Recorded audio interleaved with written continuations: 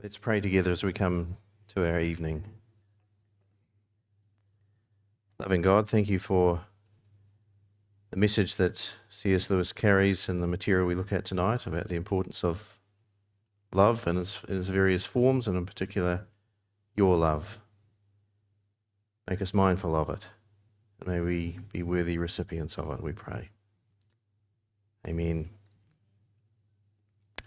So, welcome to the third of our four examinations of the witness of C.S. Lewis. We've already looked at his conversion, his description of himself as a most reluctant convert, having gone through a period as a teenager of conventional spirituality, church-going, very interested in communion and attending chapel at his school, lost his faith, what he had of it, and then became a confirmed atheist in the 1920s and in his 20s, and then gradually begins a process of being brought back to God, God closing in on him, he describes it as. So he has his first conversion to a rationalistic faith, to a theism, so he believed in God, but he had no concept particularly of how Jesus played a part in that, how the story worked. But for him, the combination of rationality and imagination was hugely important to the way he thought and the way he imagined his own intellectual life. And that finally comes together when he has that walk in the path with J.R.R. Tolkien, and Tolkien talks to him about believing the story as story, that this is something that has actually happened, and it's like it plays the function of a myth in the sense that a myth is a story with meaning, and it just happens that this one happens to be a true myth. This actually happened. And he grasped that, and from that point onwards becomes a person who is very committed to conventional Christian faith. So we then looked at the apologetic work that he did during the wartime, his radio talks, which were eventually published as Mere Christianity. And we've picked up a few anomalies along the way. I suggested that some of his arguments were a bit strange, but not everyone thinks so. Some people quite liked his discussion around headship, but I wasn't all that taken with it, I have to say. It's to prove that C.S. Lewis is not a perfect human being, and he has the capacity to get things wrong and to not completely understand his own assumptions and background and the influence it has on him. Tonight we're looking at 4 ways to love, taking the story forward into the 1950s, and particularly his relationship with Joy Davidman. We've noted already this ambiguous relationship he has with Janie Moore, who he lived with for 30 years, and we'll return to that because I think we can resolve that quite satisfactorily. You'll be relieved to know. And then next week we're going to look at the Narnia stories and finish with his own last significant book for him, which was the reflection he had on his own grief process, a grief observed, and the sort of completion that brings to his story in quite a neat sort of way. But particularly focusing on the Narnia stories, and we'll just be looking at the stories, how they interact with one another, what the timeline is, what the big themes are, and so on for the Narnia series next week. C.S. Lewis's life in pieces. We've tracked already his early losses, particularly the loss of his mother at an early age, which was very profound for him and affected his thinking for decades afterwards. And then World War I and eventual conversion after some years at Oxford University, where he establishes himself as a very fine scholar, a fine tutor, a person with no question mark over his ability to teach and deliver in the subject areas that he's interested in. We'll come back to that.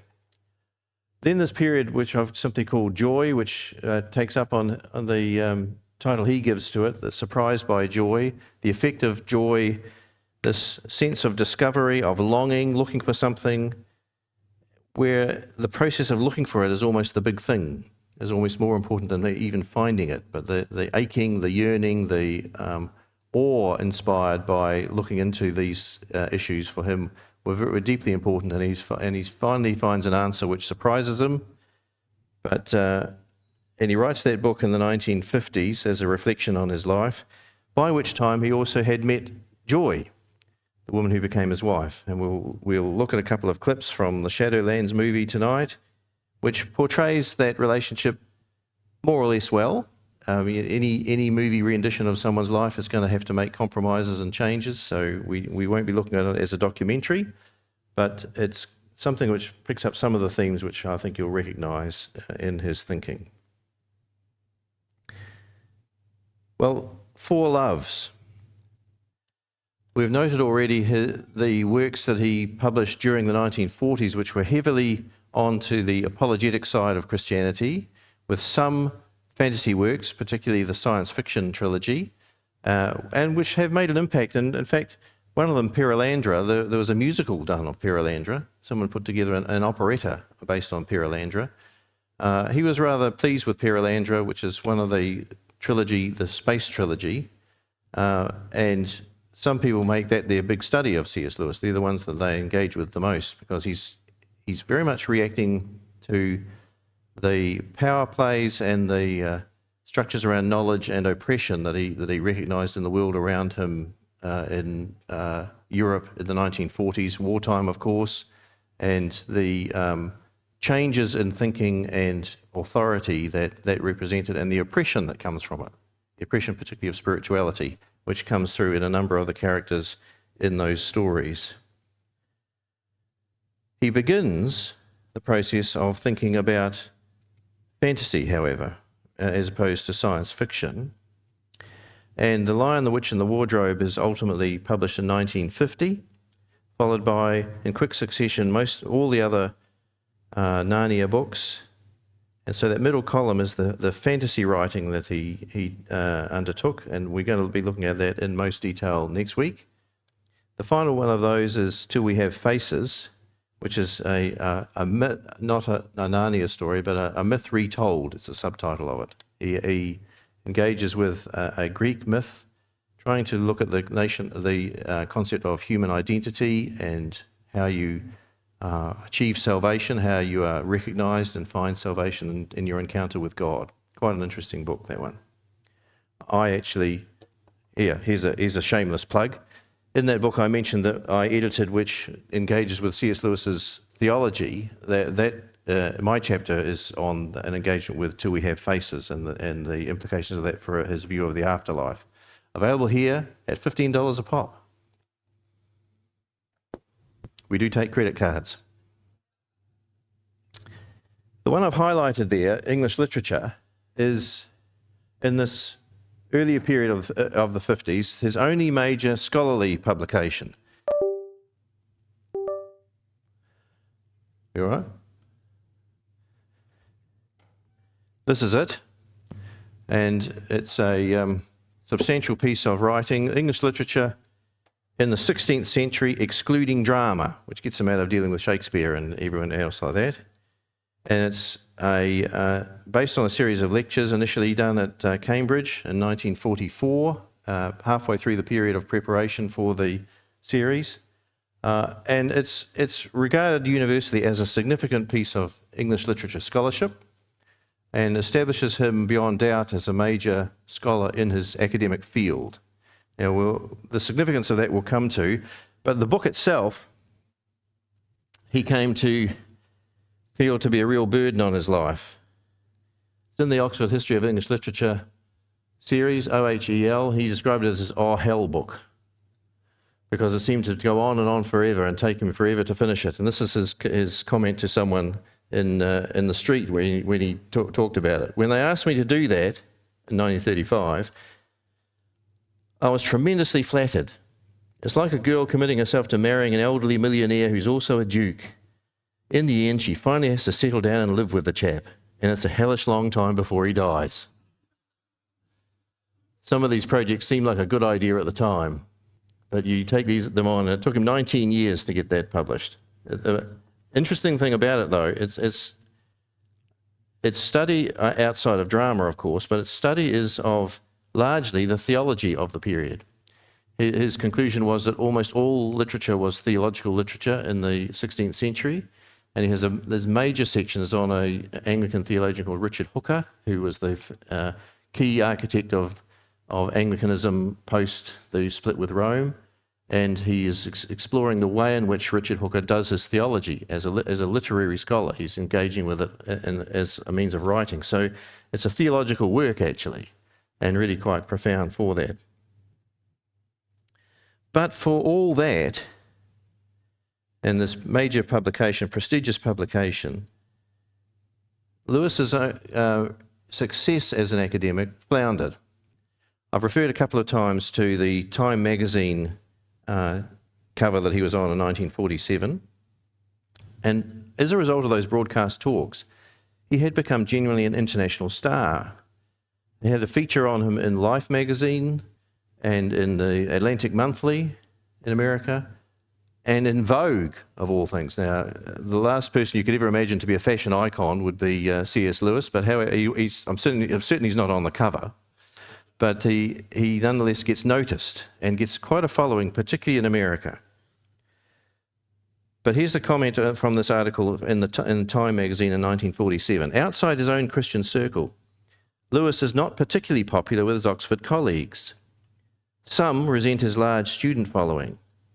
Others criticise his cheap performances on the BBC and sneer at him as a populariser.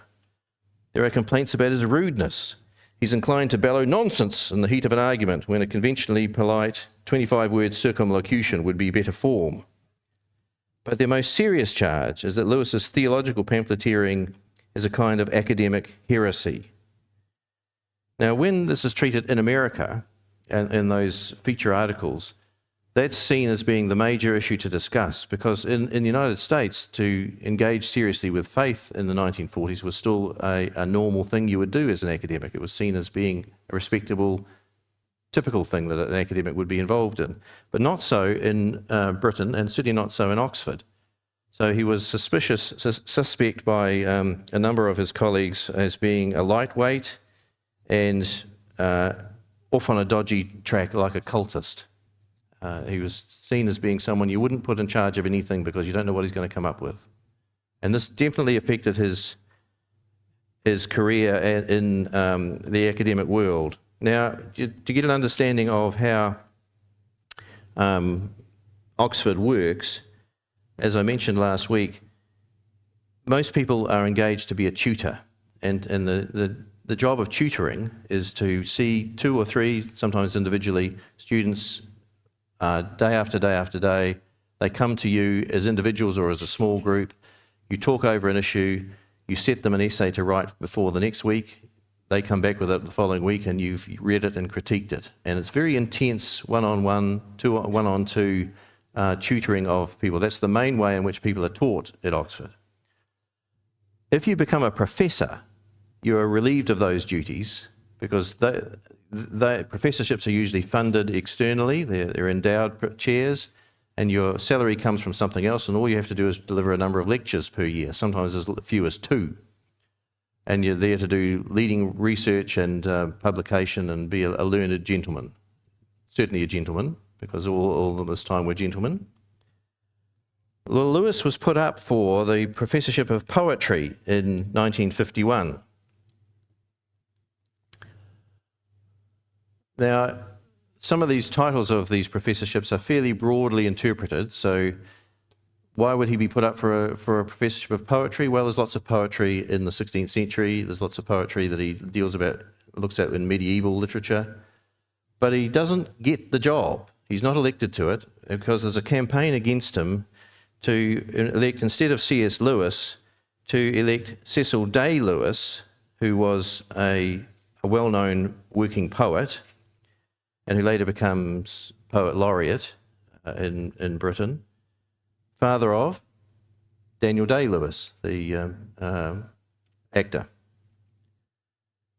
Now, this is interesting because Lewis, if he's despised by his colleagues for popularising and writing too much stuff that ordinary people are going to read, and there's a terrible snobbery in these academic circles then and now, so you're going to encounter this.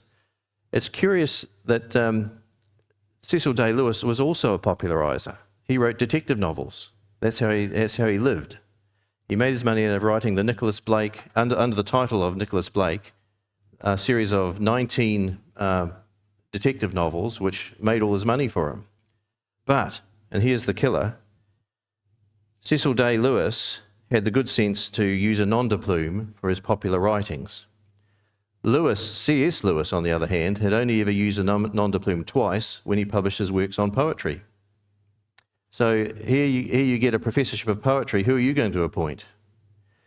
So Cecil Day Lewis won by a fairly narrow margin, but won nonetheless. And one of the comments from someone who voted against our Lewis, Clive Lewis, was that I would never vote for someone who would write screw tape, seen as being a flippant, popularised, silly work in their minds. So he's up against it there, and where he would have been expected to have already been a professor long before, J.R.R. Tolkien had been made a professor within 10 years of starting as a lecturer in a university, and that wasn't unusual. Our Lewis was waiting. So Oxford was never going to give that to him, and so Cambridge turned up and said, well, we'll give you one. Now, you'll understand that Cambridge and Oxford are great rivals, the two ancient universities in Britain, and Lewis's name, because it had become so world famous, was seen as being an attractive thing to have attached to them in Cambridge. Oxford, who actually knew him, thought that this wasn't quite such a good idea. Now, it seems that some of the concern about his personality was probably well-founded. He probably wasn't the easiest person to get on with because he was so confident, so argumentative, so keen on debating. So that doesn't fit very well with the senior commons of most colleges. But Cambridge were prepared to take the risk. So they started up a brand new professorship, the Professor of Medieval and Renaissance Studies, to specifically offer to C.S. Lewis. And he went over there at the end of 1954, started in 1955, and was from that point onwards a Cambridge professor, but he still continued to live in Oxford. Now, why did he continue to live in Oxford? Well, he liked it, but he was also trapped in the property deal that he'd made for his house. He bought the house with Janie Moore and his brother, but the home was owned by Mrs. Moore and her estate, and Warney and C.S. Lewis only had a life interest in staying there. So he didn't actually have a house to sell. So he couldn't relocate to Cambridge. He couldn't relocate his whole household. So he stays in Oxford and travels across to Cambridge when he needs to give his lectures and so on, which of course is a fairly light burden because you don't have to give too many lectures if you're a professor at Cambridge or Oxford University. This is now a time of great fruitfulness for him, and if we'll see in a minute that he produces some significant new academic works as well as some of the more specifically Christian works which we're going to be looking at. But that issue about the house takes us back to the whole quandary and ambiguity around Mrs. Moore and that relationship. And the Time magazine article doesn't miss that. So 1947, this is written, height of his fame. So rigidly private does he keep his private life that virtually none of his best friends have been invited even to tea at his 12-room house in suburban Headington. Lewis sometimes refers vaguely to living with his, quote, old mother, though his friends know that she has been dead since his childhood. One persistent rumour identifies the mother as a Mrs. Moore, mother of a friend killed in World War I, whom Lewis invited to keep house for him and who is pictured as an aged, bad-tempered old party. There are said to be other dependents in the house in addition to Mrs. Moore. Well, since 1931, Lewis and Mrs. Moore and Lewis's brother Warney had bought this large house in Headington and were living there with Mrs. Moore's daughter Maureen initially. Maureen was 13 when they moved into the house. And Maureen's an interesting person. Actually, she, by a very circuitous route, inherited a baronetcy, one of the few baronetcies in Greater Britain which can be inherited by a woman. And she became Lady Maureen Moore. But that's not part of this story. But she largely kept quiet about life with Lewis. She was never negative. She was never sticking the knife in at all, but she largely kept quiet about their time together, except for an interview right near the end of her life. And this is pertinent to our ambiguity question of what was the nature of their relationship. So about 2 years before she died in 1997, she was interviewed by George Sayer, who had also written a biography of Lewis himself and had known Lewis quite well.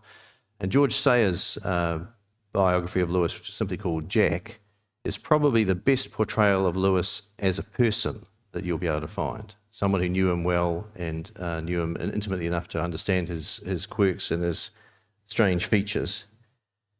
Now, Maureen Moore would say, firstly, she'd point out the sleeping arrangements were a bit odd. Lewis and Mrs. Moore did not share a bedroom, but Lewis's bedroom could only be accessed through Mrs. Moore's bedroom. So you had to walk through Mrs. Moore's bedroom to get to Lewis's bedroom. And that was the case until a couple of years before Mrs. Moore left, because she had to move downstairs for infirmity. So that continued for most of their time together there. However, Maureen Moore, and this is really the best direct evidence we have of the actual story, said that yes, it was an intimate relationship between Mrs. Moore and C.S. Lewis until 1931, when he became a Christian and joined the Anglican Church, at which point he stopped that relationship and entered a period of celibacy. So that fits much better with our picture of what he writes. In his The Mere Christianity, when he talks about marriage and love, he makes a very strong statement that there is no other Christian position to hold other than that sexual relationships only exist within a married relationship, and there's no other choices. It's either that or celibacy. Now, for a person to write that so publicly and to live it completely differently would be a very odd thing to do, particularly when he's already pushed the boat out and he's being seen by his academic colleagues as even writing the stuff at all being dangerous. It would have been something that would have jumped on him with great gusto, the supposed hypocrisy of that. So the picture we have emerging is that Lewis, as a young man, grieving still over the loss of his mother as a child, attaches to the mother of a friend in wartime who has lost her son. There's a codependency attaches there. However, they're both adults, so the relationship develops into an adult relationship and runs through the 1920s until 1931, when he becomes a firm Christian and decides, no, this has to change. Now, Mrs. Moore was 26 years older than him, so she was in her 50s when they started living together. But by the time she passes away in 1951, she's in her late 80s, and Lewis is in his 50s, late 50s, mid-50s. And the nature of the relationship had clearly changed. Lewis, by the time he was writing to people to tell them of her passing, she'd gone into her home earlier than that and was in care for a year, is writing almost as if he's entered a period of liberation. He is effectively celebrating the fact that this burden that he was now carrying had been lifted. He writes to his friend Arthur Greaves in Ireland, his childhood friend Arthur Greaves, that he feels like a champagne bottle must feel when it feels the wire taken off the cork, that something's about to blow and he'll be liberated at last. So this had become quite a burden to him. So you ask yourself, why, if he's chosen this different path as a Christian, why did it continue? Well, because he'd said he would do it. He'd said he'd look after her. And that obligation sense for Lewis was very important. He'd made a commitment. He was bound to her financially, but he could have got out of that. But he made a commitment and he stuck with it. And so really a more honourable picture emerges than might have been the case. It's interesting that most of the biographers of Lewis don't pay much attention to this interview with Maureen Moore, who would have been the only person still alive in the 90s who could give direct testimony on this. And there's a further confirmation of that time frame around his conversion when we come to Joy Davidman, some comments that she makes. But having now reached international fame, everything starts to change at the start of the 50s. Mrs. Moore goes into care. She later dies. The Inklings, this group of friends literary friends that he has spent much time with during the 30s and 40s, are starting to wind down. They continue through to his death, but they're less and less active. They're getting older. J.R.R. Tolkien is less and less engaged with it, less and less engaged with Lewis, but still a friend. So the 1950s starts with the first correspondence arriving with Joy Davidman Gresham, and we know now, because we know how the story ends, that this is a life-changing thing for Lewis. It's also a time of great production for his writing. So if we extend the list of his writings down, you'll note that the end of the middle column, which we had reached in 1956 when we last looked at this, Till We Have Faces, that's the last significant fantasy or fiction work that he writes. But in 58, he does 4 major Christian works, and from 1960 onwards, 3 major academic works. Now, those ones, Studies in Words and Experiment in Criticism, certainly the Studies in Words and the Discarded Image, tended to be collections of material that he'd written earlier. And it's probable that the Discarded Image, which is about medieval literature, was actually put together finally by his literary executors rather than Lewis himself. But it's his work. There is some controversy over the editing of Lewis's work, which we'll come to next week. But this is a productive period for him nonetheless, and he's finding writing harder, but the advent of marriage doesn't hold up his creative energies. In fact, in terms of Christian thinking, it enhances it. So he returns to Christian themes. These aren't so much apologetic things, they're more written for the Christian community. Now, the 4 talks on love and the 4 loves are essentially the same thing, but it's a story that needs to be explained. Lewis in 1958 was invited by the Bishops' Council of the Episcopal Church of the United States, famous in the United States, world famous in Matamata, world famous in the United States, which is the world. So they want him to do a series of radio talks on a topic of his choosing. And he had been thinking for a while around this question of how does love operate in the different spheres that the Greek words imply. It's interesting that the book comes out at a similar time to another series of studies in words. He's got particular words in mind at this time. So those words are words around courage and joy and other things like that in the studies in words. But here he's exploring love. So he agrees to do 4 radio talks, and he records them. Has a bit of an argument with along the way with the woman who was editing the series for the American church. But eventually he records these talks, about an hour each, and the bishops listen to them and decide not to publish them, not to broadcast them, because they feel he's too frank about sex in the Eros section. Now, Lewis is not a person who writes out of prurient interest in sex. He's not explicit. There's nothing crude or awful in it, but it is frank, and it was deemed to be too rich a recipe for the American audience. So the whole series was not broadcast. It was later, however, made available in CD form in 1970, and you can actually get the text of it speaking in Lewis's voice on YouTube, and we're going to listen to part of one near the end. So that's our best source of material in his own voice, actually. If you want to hear an extended piece with him speaking. That's really the only part that's available, apart from that short one we heard last week. They become the basis of the book, The Four Loves,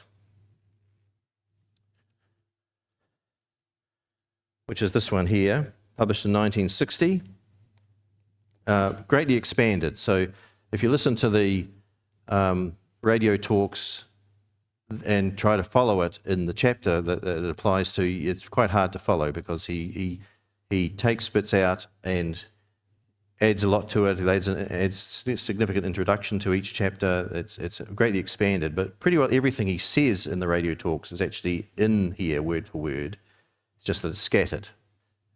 But this is his process. He was a good oral communicator and tended to start that way. So many of his books started with lectures or something like that.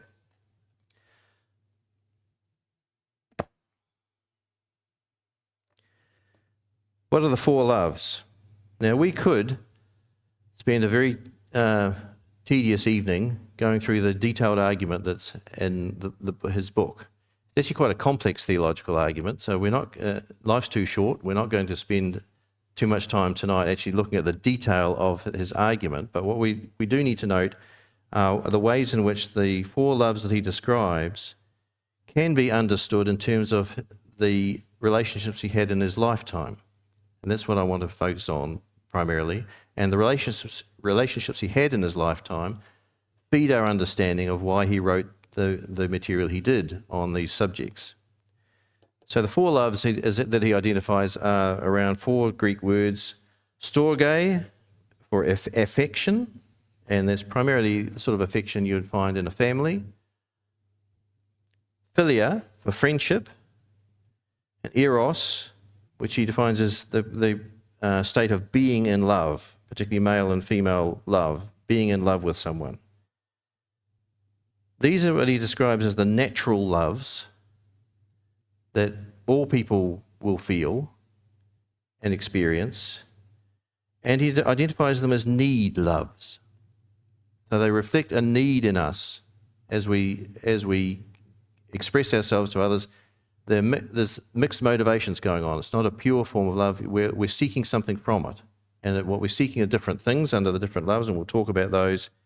But these are need loves, which compares to agape, which is God's love, and that's divine gift love, where God is simply giving, and there's not a selfish motivation behind it at all. Now, Lewis absolutely acknowledges right from the beginning that if you're talking about individual cases and individual experiences, these three types of need love particularly are going to be mixed up. You're going to have different things happening in any individual relationship. So there's no examples of these happening in a pure form, but to analyse them this way is a way of trying to get to the nub of what's going on in them. And if we want to align this with his own experience, the blue line being the affection line, the storge line, it's his family connections, his family relationships, his family obligations, his affection for people. Friendship becomes a much bigger and bigger thing after he enters Oxford. And then eros reaches its point of definition for him with his relationship with Joy Davidman. We'll explore Joy's significance in a minute. I've left out the impact of agape, which you obviously would see impacting him from 1931 onwards in particular. But we need to understand the way in which he sees agape operating, which is different from the other three. And I would want to say, and I'll make this case, I hope, next week, that his full grasp of the love of God is only really expressed when he gets to that book, The Grief Observed. He realizes that loss is part of being loved and suffering is part of being loved, and that this can be a completion, and for him it certainly was.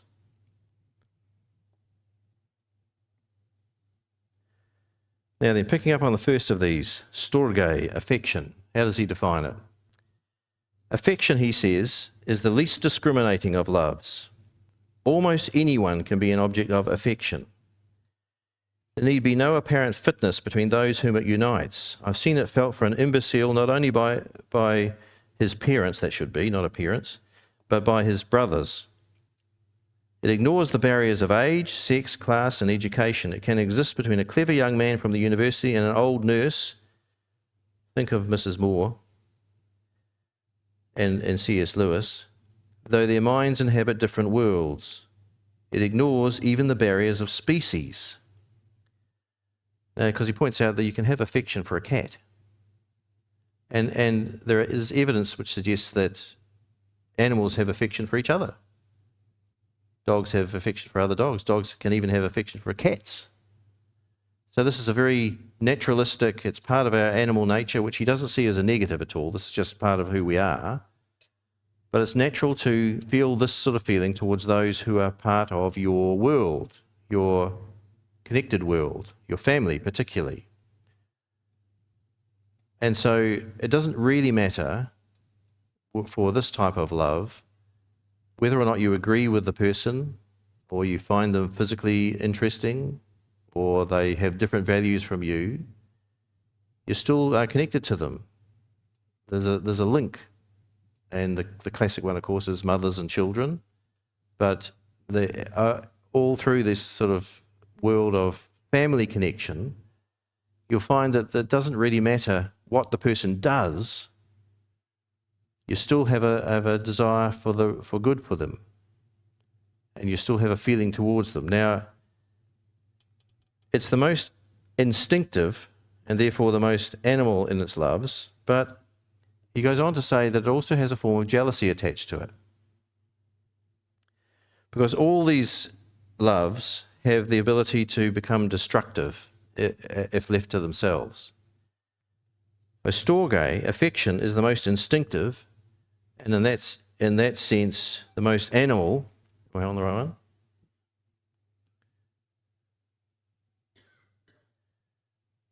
Go on to the next one. Yeah, the most instinctive, and in that sense, the most animal of loves. Its jealousy is proportionately fierce. Few things in ordinary peacetime life of a civilized country are more nearly fiendish than the rancour with which a whole unbelieving family will turn on one member of it who's become a Christian, or a church-going family in which the one has gone atheist will not always behave any better. It's the reaction to a desertion, even to robbery. Someone or something has stolen our boy or girl. He who was one of us has become one of them. And what right has anybody to do it? He is ours. So although affection is seen to be this almost pure thing, it actually has this potential dark side where it can become possessive, it can become jealous, and become something that you don't necessarily want to share, because you've got your family, and some of us found moving into our in-laws' world a bit of a rocky road for a while, because people are a bit suspicious. Don't want to share our children with you. Not that I'm bitter. Now, where would this apply in Lewis's life? Well, to Janie Moore and to Warnie, his brother.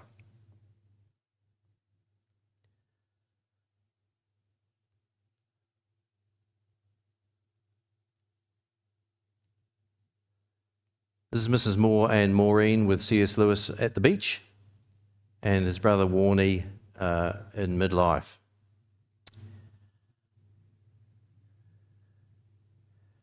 Start with Warnie.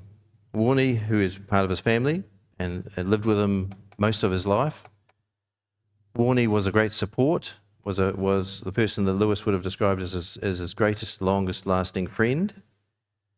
Warnie had terrific problems with alcohol. He had recommitted his life to Christ in 1931, the same as Lewis, but was a significantly compromised alcoholic. And he would every now and again head off for a trip to Ireland, taking a holiday to Ireland, which would be a binge. And time after time when he went to Ireland, he ended up in a hospital run by nuns near where they'd grown up, being looked after and detoxed because he'd gone on the booze. This is a constant issue for him. Lewis picked up the pieces for him forever. So that constancy, that sense of affection being something which you don't lose because these people are part of you, they're part of your family, that type of love is deep within the notion of affection. And then the Mrs. Moore, well, that ability to withstand what had become a rather crabby old lady by most accounts, making great demands on him, completely unrecognising the nature of his academic work. She had no sympathy for that at all. She had no sympathy for his Christian faith. She expected him to be her servant and to bring things to her and to do the cleaning for her and so on, which he willingly, it seems, did through all those years. For her, he had developed a sense of affection. She was, in many ways, a mother substitute for him. So his relationship with her fits within this first type of love that he describes as being that love which is natural to us for those that are in our world that we are familiar with and they're part of our family.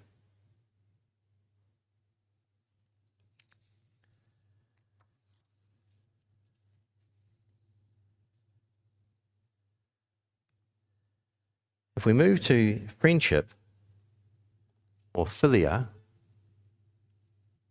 here you have a community of shared interest. And it's in this chapter you get the most revelation of C.S. Lewis himself.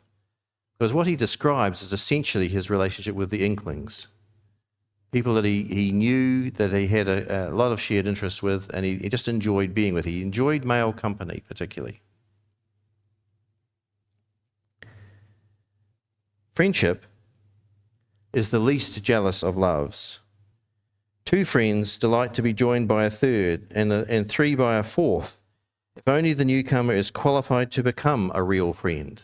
That last phrase is the bit which makes it different from affection, because you're looking for someone who shares the same interests, someone who can speak with your group and chat and be part of your group at the same level.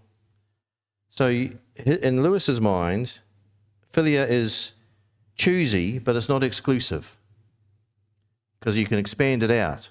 It doesn't matter how many people you add to it, because you want them more. It's only limited by the size of the room that you can hire and the number of conversations you can have. So this is a love which, according to Lewis, is choosy but not exclusive, whereas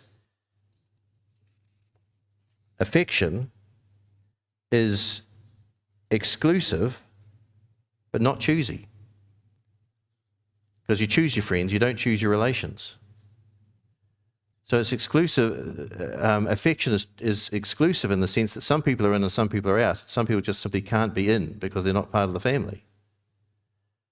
But for Lewis, his understanding of friendship is that you could endlessly expand it. If someone new comes in who has the same interests, great, let's welcome them in. Come back to this in a second, because this is his view of it. He also thought that this form of friendship was uninquisitive. This is where it gets very male. Friendship is utterly free from affection's need to be needed. He makes quite a long case for the fact that affection, even within the family, even the affection of a mother, reflects to some degree a need to be needed. The stereotype, don't mention it, here expresses what we really feel. The mark of perfect friendship is not that help will be given when the pinch comes, of course it will, but that having been given, it makes no difference at all. For of course, we do not want to know our friends' affairs at all. Friendship, unlike eros, is uninquisitive. You become a man's friend without knowing or caring whether he's married or single or how he earns his living. What have all these unconcerning things matters of fact to do with the real question, which is, do you see the same truth? Are you interested in the same thing? Now, this is his idealized version of how friendship works. It reminds me of a stand-up comic that I heard relatively recently, who gives this scenario where a guy goes home to his wife and he says, I saw Ron today. Oh, did you say? Well, how was Ron? How's he getting on? Oh, I don't know, I didn't ask him. Well, how's he coping with the separation? I don't know, I didn't ask him. How's Mary and the kids? I don't know, I didn't ask him. We were playing golf. We just played golf together. Now, that stereotypical view of how men relate to one another was very much Lewis's view of how friendship should operate. And in reality, even with the Inklings, it didn't. Because, for instance, Lewis welcomed this fellow Charles Williams into the group later in the 1930s, who arrived in Oxford as a editor in Oxford University Press and had been not part of their group up until 1939, but arrives in Oxford because of being relocated during the war, is an author himself, and Lewis welcomes him into the group, and J.R.R. Tolkien rather resents this. As part of the cooling of their relationship, that Tolkien felt a bit miffed that Lewis's affections, his love, his friendship, had been transferred to this other fellow who now is a bit more interesting. For Lewis, this seems to be the natural way of doing it. It doesn't matter. We all want new people in, don't we? But it's not quite as easy as that. And also this bit about not inquiring about people's lives. Lewis married Joy Davidman twice, but he never told J.R.R. Tolkien once that he'd done it. He never introduced him to her. He did finally meet her when both she and Tolkien's own wife were in hospital in the same ward together. That's the only way he ever met her. And Tolkien resented this deeply because he thought, aren't we supposed to be friends? Wouldn't you want to tell me this important news in your life? But for Lewis, that's outside of friendship. Friendship is all about the common interest and the ability to be together and to talk. And he goes into some depth in this chapter, pretty well saying it's going to mostly happen between men and women, because you've got to have enough in common that's not clouded by eros to be able to have this sort of friendship. But he says the truth is that unfortunately women are always surrounded by children, so they don't even get the chance to build these sort of friendships. This is Lewis talking, not me. So really it's a male thing, and it can only really happen amongst men.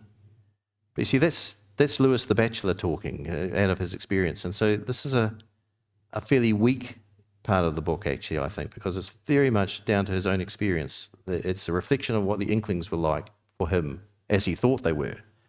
But it wasn't always the case that even the other Inklings thought the same way as him. Certainly J.R.R. Tolkien thought differently. They wanted a different type of relationship. So philia is choosy but not exclusive. It's uninquisitive, according to Lewis.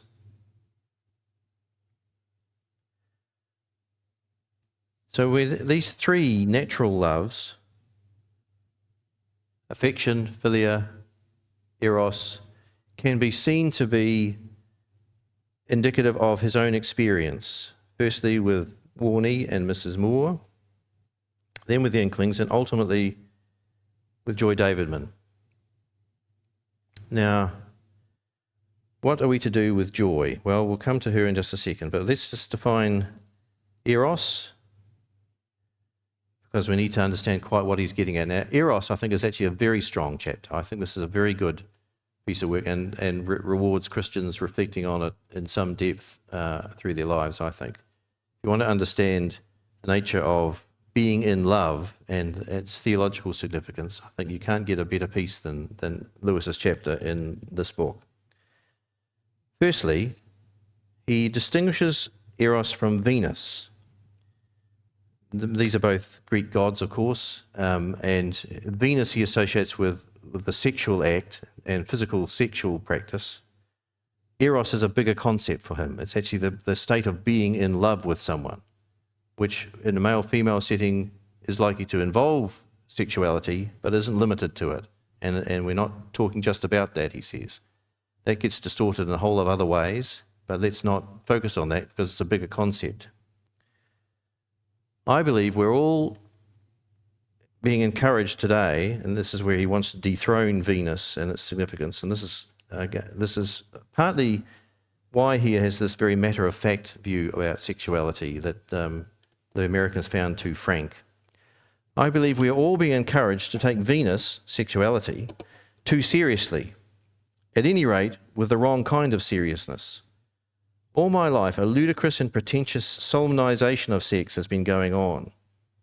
A young man to whom I had described as pornographic, a novel which he much admired, replied with genuine bewilderment, "Pornographic? But how can it be? It treats the whole thing so seriously," as if a long face were a sort of moral disinfectant. We must not be totally serious about Venus without doing violence to our humanity. Let's just say that again. We must not be totally serious about Venus without doing violence to our humanity. It's not for nothing that every language and literature in the world is full of jokes about sex. Now, many of them may be dull or disgusting, and nearly all of them are old, but we must insist that they embody an attitude to Venus which in the long run endangers the Christian life far less than a reverential gravity. We must not attempt to find an absolute in the flesh. See, Lewis would reject the notion that sexuality is somehow sacred. He said it's only the pagans who think sexuality is sacred, is his argument. Sexuality is simply an aspect of our fleshly life. We elevate it to some status that it doesn't deserve. We are putting it in a place it doesn't belong. We must not attempt to find an absolute in the flesh. So ribald jokes and so on, he would say, are inevitable because things to do with bodies are just funny. Ask any 4-year-old. And don't be surprised at it. He's not encouraging people to start getting out and talking crude language. But the risk to the Christian is far greater to give it a too high a place, he would say. Because where are you putting it? You're putting it on a pedestal where it doesn't belong. We must not attempt to find an absolute in the flesh.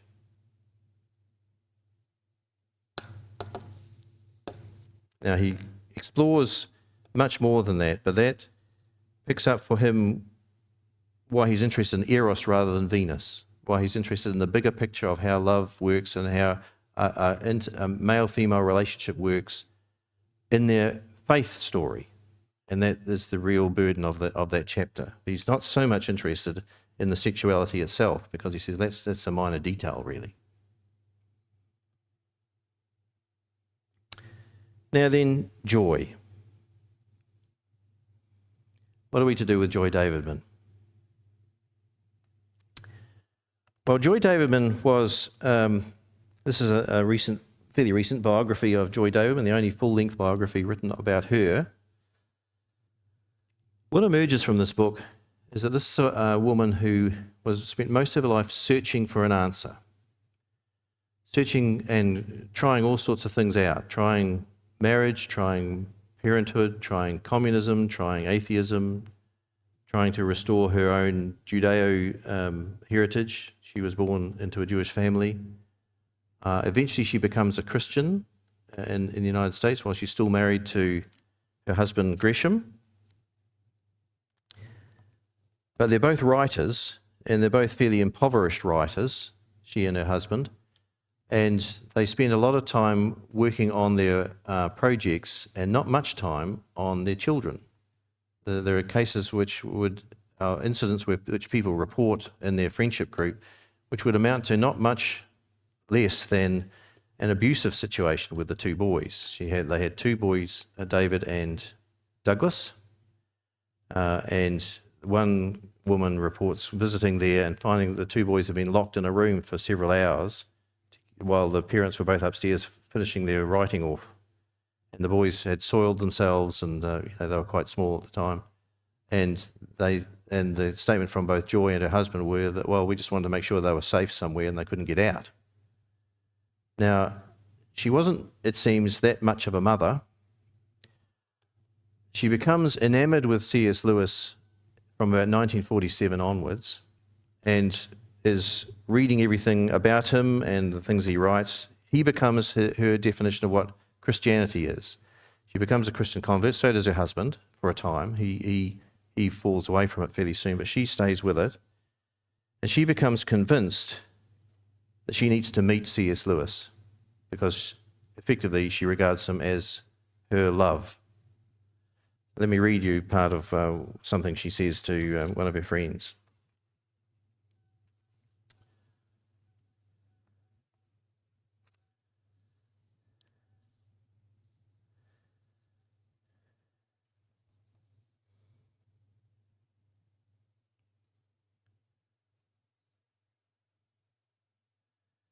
She writes poetry about him as if he's her husband, and she describes herself as one of C.S. Lewis's converts. I tend to follow him fairly closely, and nobody has yet been able to define him out of the picture.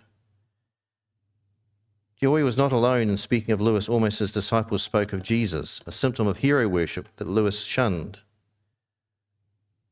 But tangible and modern, Lewis had become an unwitting casualty in the battle between the human story that seeing is believing and the biblical definition of faith is the substance of things hoped for. She saw him as her opportunity to discover something new. So in 1951, she takes the decision to leave the family and leaves the boys behind with her husband and a woman that she asks to come into the home to look after the home, knowing that there'd already been a glimpse of an affair between the husband and that woman already. And her brother and friends around them were convinced that she knew very well this would probably result in the husband having a full-blown affair with this woman and therefore leading to a divorce and a way out of this unhappy marriage. Now, it seems she sounds wacky, I know, but let's get to a bit more detail about what was going on for Lewis at this time. Lewis was subject to this problem. He had a number of people that were enamored with him and obsessed with him. There's one woman who was writing to him weekly about how they were obviously spiritual. There was probably a spiritual connection to them, and talking about marriage and so on. So eventually he stopped even opening her letters. But that woman started describing herself as Mrs. C.S. Lewis. She was in England and was later interviewed about this. And she said, oh, well, I know he stopped writing to me, but I think he started answering me through his writings, through his books, because I could see answers to my questions in the Narnia stories. He was sending messages to me. Now, Joy Davidman wasn't quite in that sort of category, but she wasn't far off it. She very clearly set out to marry C.S. Lewis. She saw herself as being the answer for him. And it turned out she was right. That's the odd thing. It worked. And he saw in her something that he was missing and wanted. And that was a very successful marriage. But on the face of it, you'd think this is a wacky woman who really is dangerous. Well, she heads off to Britain. She's away for 5 months without the boys, with the express desire of meeting C.S. Lewis. Then eventually, in 1952, she brings the boys over. 1953 she does that, sorry. And then we will see here an encounter with Lewis that happened earlier in the 1952 incident, where she meets up with him for the first time. They don't seem to have photographs of one another, which would seem, I suppose, at that time of in 1950s, a photograph was quite a big thing, and to send a photograph to someone would seem to be an intimate act to do. So they don't even know what each other looks like, though they've been corresponding for some time. So if we could move to this first clip. This is out of the film Shadowlands, which is Anthony Hopkins as C.S. Lewis. Don't take this movie as being too accurate a depiction of their personalities, but it does give you a sense of the circumstance in which they exist. So Warney is in it, C.S. Lewis himself, and Joy Davidman. So you get some sense of what this encounter meant.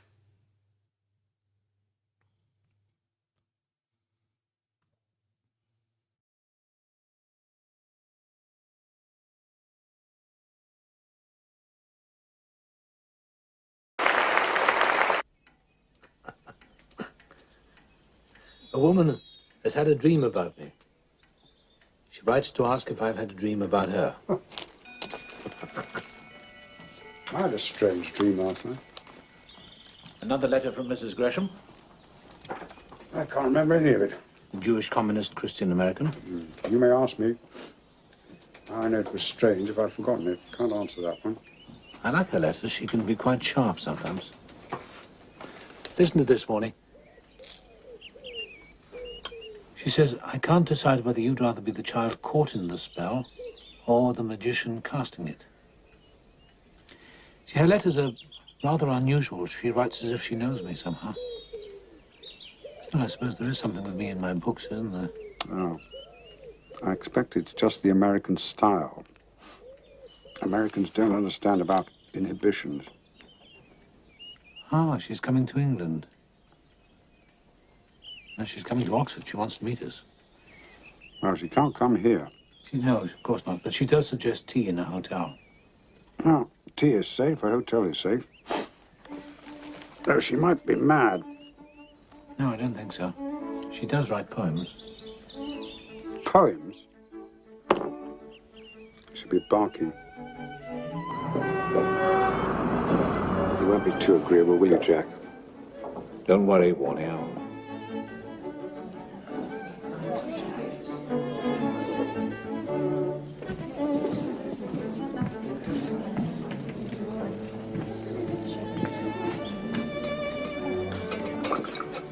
She'll turn out to be writing a dissertation on wardrobe. She'll ask whether she can come and watch you while you create. She'll say, I'll sit in a corner, you'll never know I'm there. It's only tea, Warnie. An hour or so of polite conversation, then we go home and everything goes on just the way it always has. Shall we have some sandwiches? I wonder if they do toasted tea cakes.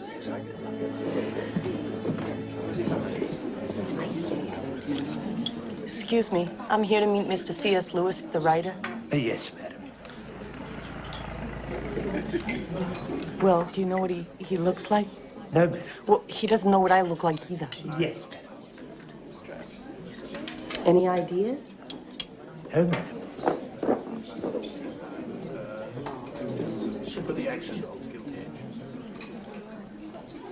Anybody here called Lewis?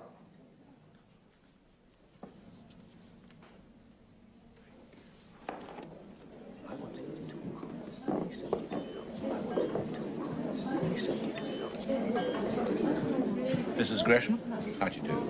A pleasure. This is my brother, Warnie. Major Lewis. Please, sit down. So, you managed to find us? Yes, I used the guide, and you see, it's just that you don't look at all like C.S. Lewis. Well, I'm sorry to disappoint you, not to mention the rest of Oxford. No. So you don't like that? Well, I'm not what you might call a public figure, Mrs. Gresham. Oh, you're not? I mean, you write all these books and you give all those talks and everything just so everybody will leave you alone? Oh, dear. We've only just met and already you see right through me. Tell me, do you drink tea? Tea, sure. It's England, right? So it is. Waiter. Actually, look, I'm a little in awe of you, and so I'm a little tense. And when I get like that, I get kind of, I don't know. It's very childish. I'm sure I'll get over it soon. Not too soon, I hope, please. Because I like a good fight myself. You do? Yes. You sound surprised. No. No. That's great. You like a good fight. Great. But When's the last time you lost? oh, I've been at Magdalen since 1925. Just beautiful hair. How old is it?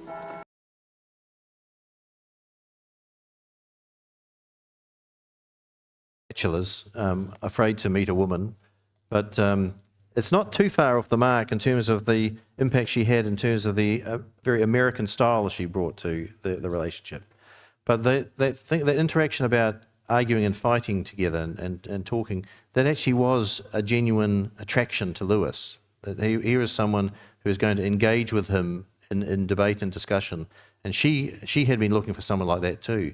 So that's part of how the chemistry works with these two strange possibilities. They're an odd couple when you think about it. Now, she was a much less conventionally demure person than even the depiction there. In the BBC play version of this, which is probably a better version actually, if you can see that sometime. That's also on YouTube, but it's the sound is very difficult on the music side of the music background is very loud, and you sometimes can't hear the dialogue very well. Claire Bloom plays the part, and Claire Bloom is a absolutely beautiful woman and comes across as a sweet American turning up. Well, the last thing that Joy Davidman was sweet. She was a hard-hitting, opinionated woman who knew what she wanted. And as you can see from that passport photo there with the boys, she could have quite a severe look. But something seems to work, and they click. So the relationship develops, and then you get this odd thing of the first marriage. In 1956, the British Immigration Service refused to renew Gresham's visa. So what had happened there is she'd come over, she'd met Lewis finally, she'd achieved her dream of hooking his attention. She then went back to organise to bring her boys back with her. The marriage was coming to an end as a result of his infidelity. Not Lewis's infidelity, but her husband's infidelity, which didn't surprise her at all. And if you ever think of her as this demure person, you want to read some of the letters she wrote to him in the aftermath of this. Very, very brutal, straight letters. But for Lewis, something seems to work. This is the interesting thing. Something seems to work with this woman. So she then returns with the boys and is on a visitor's visa, but it's not going to be renewed. So she, it seems, asks Lewis if he'll consider marrying her so she could stay in England. Now, remember when we just looked at Lewis's discussion about marriage last week, he had this idea of two types of marriage, that there's a form of marriage which the state would recognise, and that's completely distinguished from the marriage in a church and in a Christian setting. So you can have one or the other, but they're not the same thing. Now, therefore, for Lewis, this is a theoretical possibility. It's not something that's odd to him to think of marrying someone for convenience. And that seems to be all it is at this point, is to genuinely get her visa. But it's clear that he thinks enough of her to want to put himself out for this. So this is where the story clearly is developing now into a relationship of mutual admiration, at least.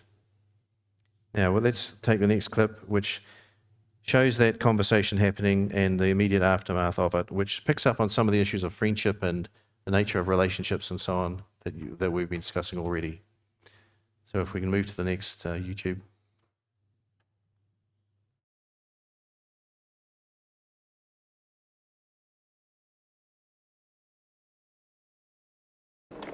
So, she's settled here for good, has she? For the foreseeable future? With the boy? Yes. Will you be seeing much of her? Not much, I shouldn't think. I may look in again when I'm next in London. Uh-huh. No, I think there's no one. Just here by this place. No, it's this one.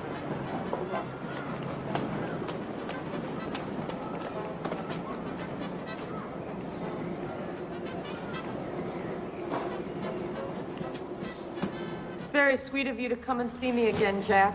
I know how busy you are. No, not at all. I look forward to my outings to London. Yeah. You must come and visit us in Oxford. Would you like some sherry? Oh, yes. Yes, maybe as soon as Douglas's school term ends. There you go. Thank you. Here, cheers. I would like to see Warning again. Oh, you can just move Douglas's puzzle out of the way. All right. Do remember me to Warning. Yes. Tell him I promise I won't turn into a nuisance. Why should you turn into a nuisance? Well, Jack, I don't have to explain. Explain more. And why did you look at me like that? Oh, like what? As if I'm lying to you. Why should I lie to you? I mean what I say. No, I know. It's just that you don't say it all, do you? Well, one can't say it all. It would take too long. Did you finish your chapter? Almost. Not yet. All right, just a little bit longer. Just till your hair dries. Okay. Night, Jack. Night, Douglas. Wait, I want to kiss. Night, night. Night, Mom. Sweet dreams. I'm gonna check this out.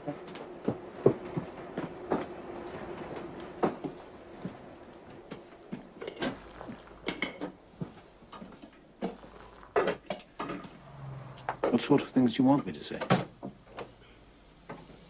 Well, Jack, I want to remain friends with you, so I need to know if there's anything that makes that hard for you. I see. We might as well know where we are.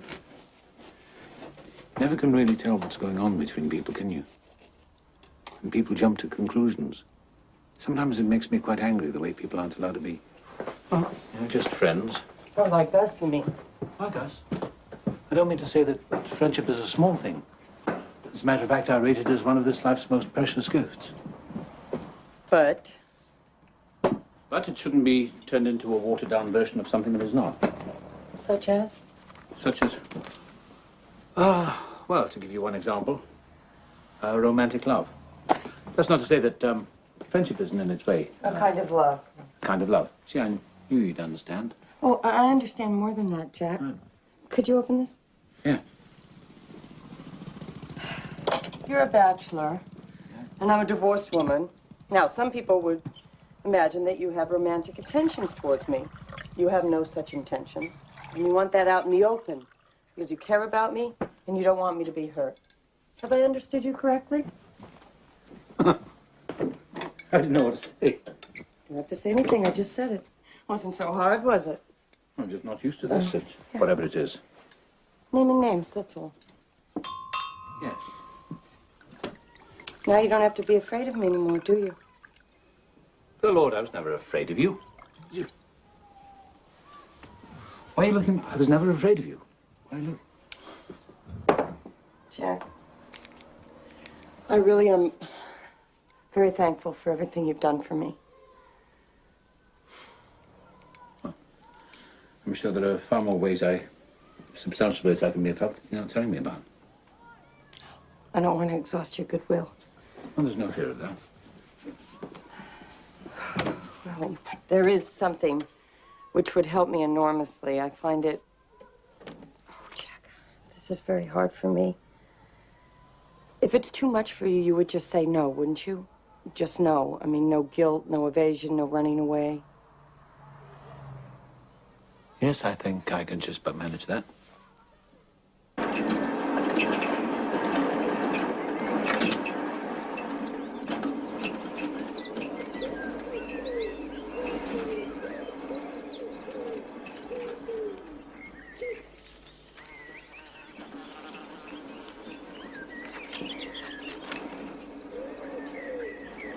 Something I ought to tell you, Warnie. Mm-hmm. Yeah.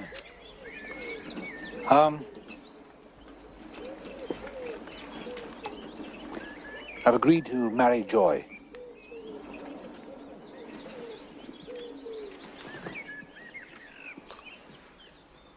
You have? Hmm? Seemed the right thing to do. You did? Yes, there's nothing to worry about. See, what I've agreed to do is extend my British citizenship to her so that she can go on living in England. By marrying her? Yeah, only technically. You're marrying Joy technically? Well, a true marriage is a declaration before God, not before some government official. And Joy will keep her own name, and we'll all go on living exactly as before. Before you are joined in matrimony, I have to remind you of the solemn and binding character of the vows you are about to make. Now, Mr. Lewis, if you'll repeat after me, I call upon these persons here present I call upon these persons here present to witness that I, Clive Staples Lewis, to witness that I, Clive Staples Lewis, do take thee, Helen Joy Gresham, take thee, Helen Joy Gresham, be my lawful wedded wife. to be my lawful wedded wife. Joy Gresham, if you'll repeat after me, I call upon these persons here present I call upon these persons here present to witness that I, Helen Joy Gresham, to witness that I, Helen Joy Gresham, do take thee, Clive Staples Lewis, do take thee, Clive Staples Lewis, to be my lawful wedded husband. To be my lawful wedded husband. Do we have a ring? No. No. No. Well, that's that. All right, well, can I buy luck. you both a drink?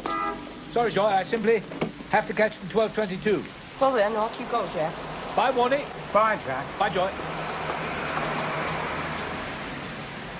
I'd be most grateful for that drink, Joy. Oh, that's awfully kind of you, Warnie. I think I saw a pub just down the road. Should we risk it? All right. All right? Yeah. Go. Here we go. Here.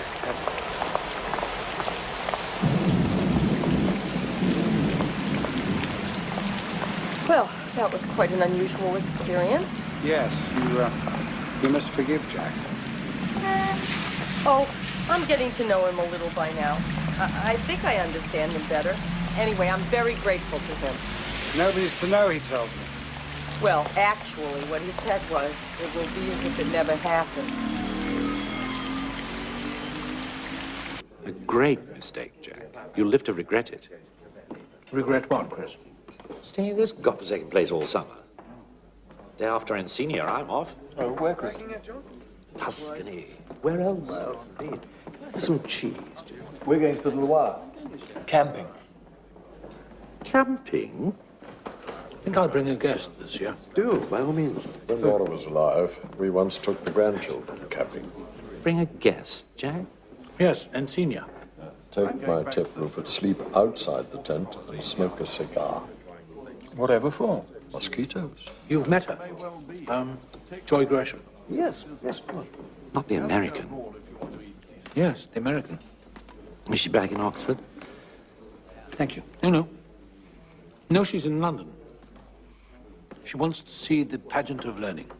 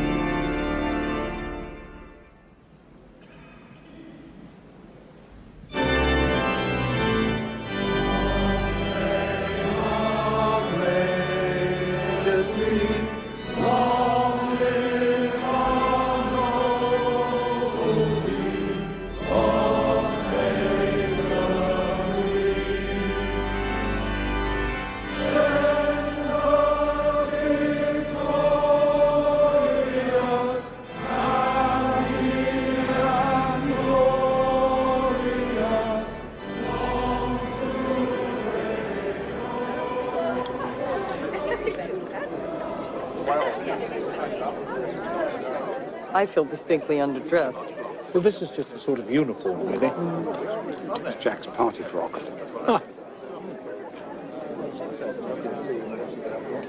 Jack, come here. Come here. What? Just a little something. that? Yeah, I got it. It's all right. If you feel like a stroll later, I'll These two places free? Yes, please do. Lord, let me give you a hand. She's living in London now. Yes. With her husband. No, they're divorced. Why did I have a feeling you were going to say that? Hello, Warnie. Hello. You all right? Just a little exhausted. Would it be all right if we sat down? Yes. You haven't seen my room, sir. Let me show you. You tired? Would you like coffee? Yes. Nescafe? Sure.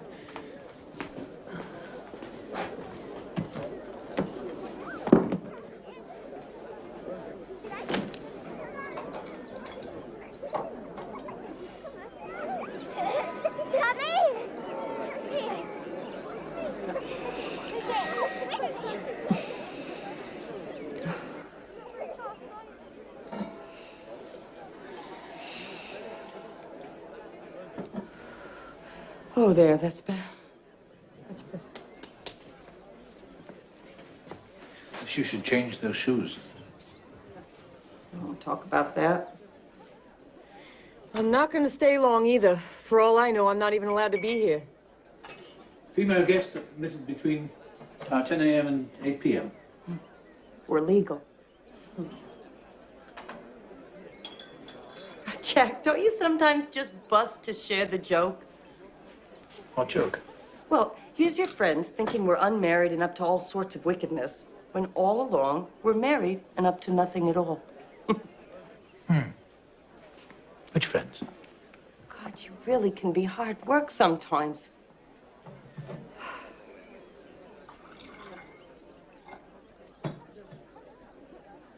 So, what do you do here? Think great thoughts? Teach mainly. What do they do? Sit at your feet and gaze up at you in awe? No, not at all. I bet they do. We have some fine old battles in here, I can tell you that. Which you win.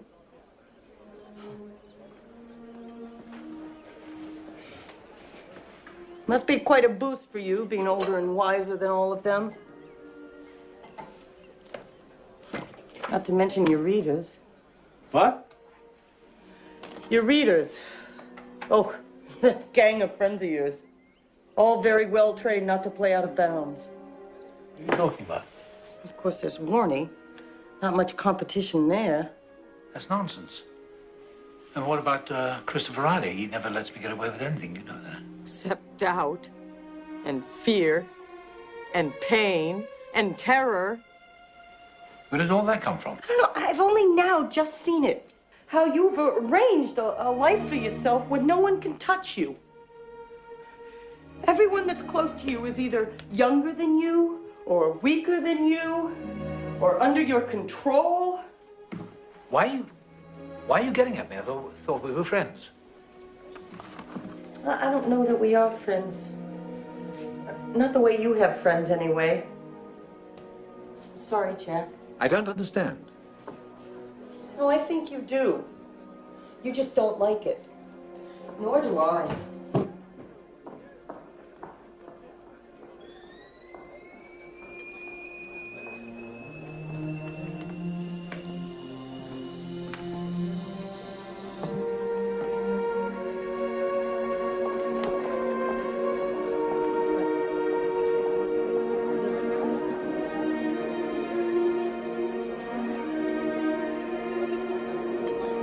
What are you up to?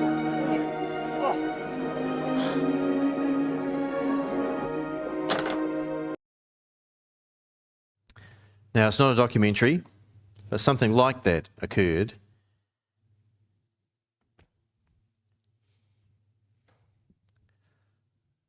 During this period between the marriages, Joy is taken very ill, but there's a sense in her that it's moving to something else already. And this recollection of a conversation with a friend of hers, John Christopher, is where we get a bit more evidence about the relationship with Janie Moore, actually. This John Christopher referring to a conversation with Joy in late 1956. She spoke of him, that's Lewis, in a different way, as fondly, with a confidence that was new. It was plain that she knew she had engaged his interest as a woman.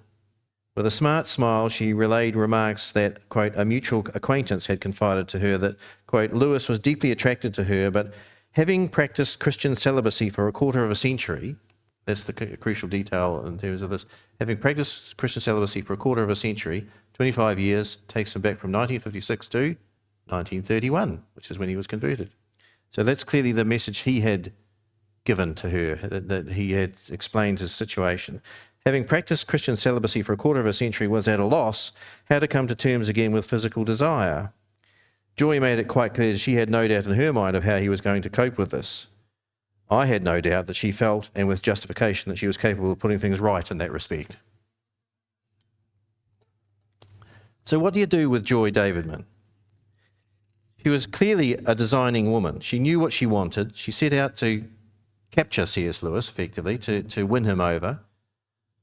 She was the one who was right for him. She was convinced of this, and she was right. I mean, in most other circumstances, you'd think this is a very dangerous situation, but it worked out very, very well for them. And Lewis fell for her hook, line, and sinker, and she then is struck with cancer before the second marriage, and it's the cancer diagnosis which convinces him that he needs to hurry up and get on with the job. And so they get married then in a Christian way, and they live together for 4 years in that form of marriage, and then she dies of cancer in quite a serious series of incidents which end up with her in hospital for various times. It's a feature of Hollywood movies, of course, that they don't do things particularly according to the actual truth of things. So they only have one child, for instance. Only Douglas appears in the story, where there are 2 boys. And they have them during their marriage driving around England, visiting spots that he enjoys, with him driving a little Morris Minor car. Now, I suppose for an American audience, the epitome of an eccentric Englishman in the 1950s is someone who's going to be driving a little Morris Minor car. But Lewis himself never drove. He never learned to drive. He never drove a car in his life. But he is in this movie. However, it does capture something, I think, of what's going on. Now, you then get to the 4th of the 4 loves. We're back to this 4 loves thing. And we're going to finish on this last part now. That Lewis is writing this with 4 loves in mind, not just 3. So storge, philia, eros.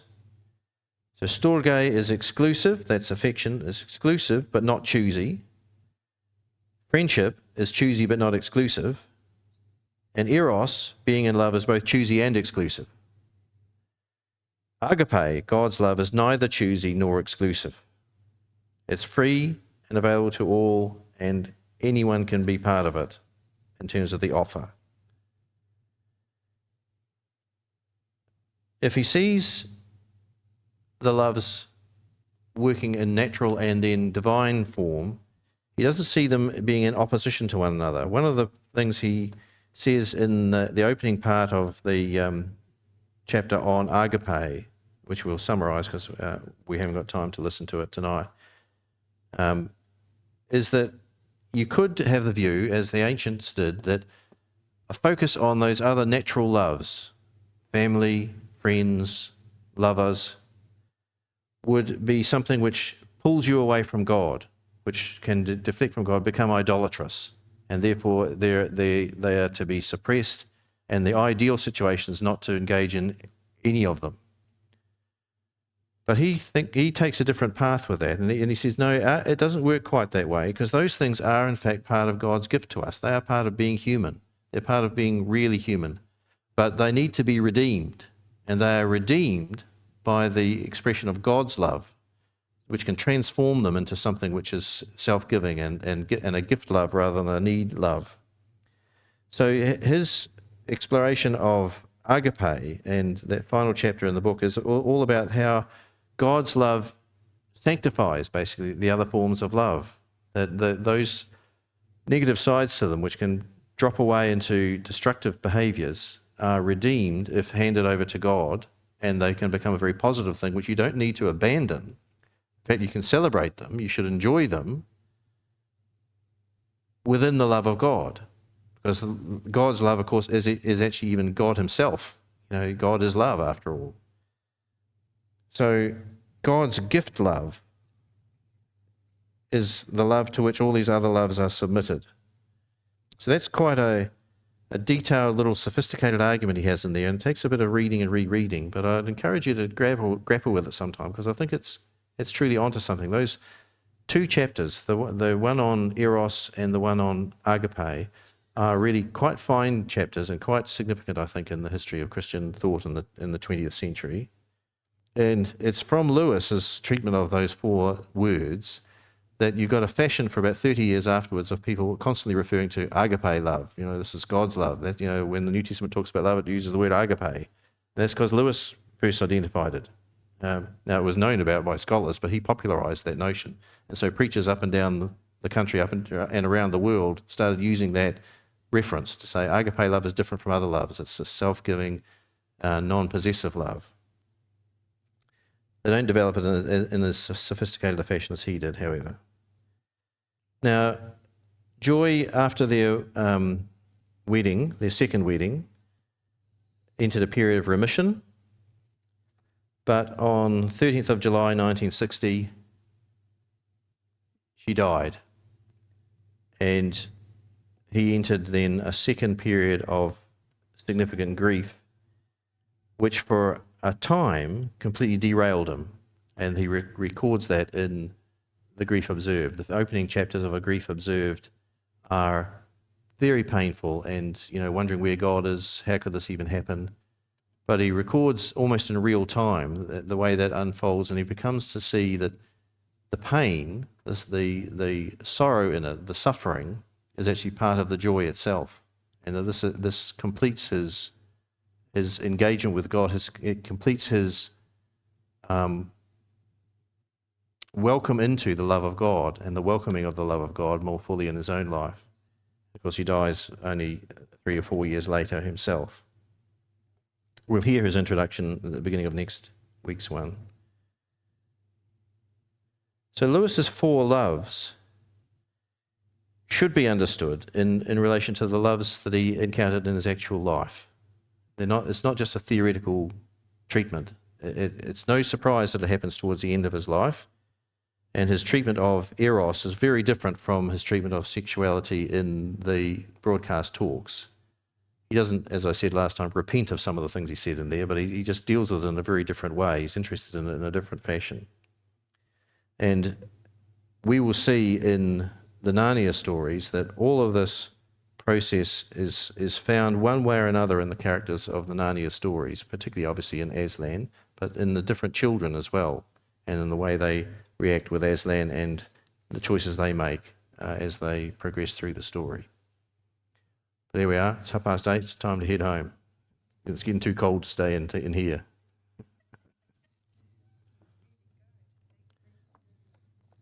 Any comments or questions before we break up?